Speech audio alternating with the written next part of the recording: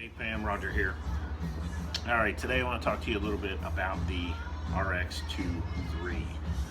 Not really much about the review end of it because, I mean, it's an RX, right? The only difference is with the 2.3 is that you can run it in 3 battery mode, or you can take a battery off and run it in 2 battery mode.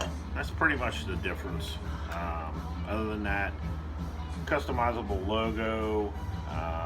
You can change it from the battery bar to battery percentage, and that's 3 clicks, right button or left button here, and scroll to the battery and change it.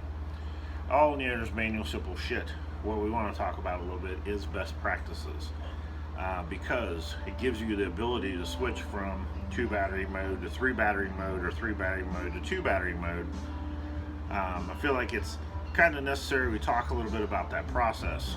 So let's say you're out somewhere, you got 3 fresh batteries in, you're going to be somewhere where it's a little inconvenient to have the big RX, and you want to switch to 2 battery mode. So from your 3 battery mode to 2 battery mode, that switch is not an issue. Yeah, that I recommend, that's just fine.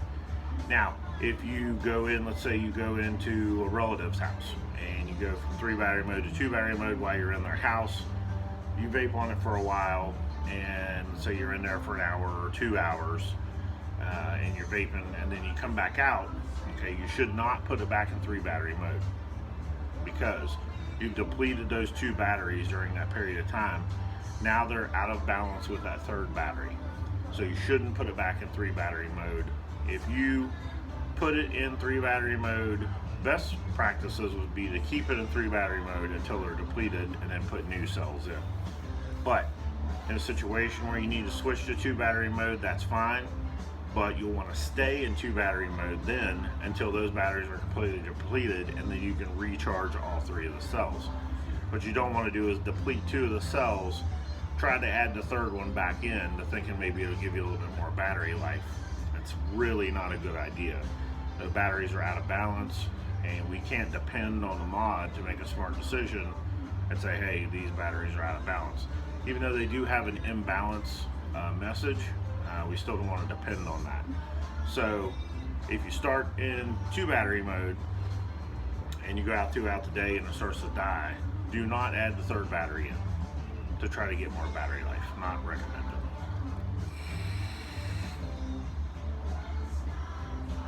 Today I am vaping on Cannoli Be Mine.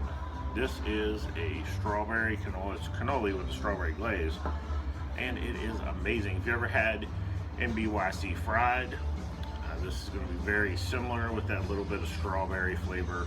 It's actually really, really good.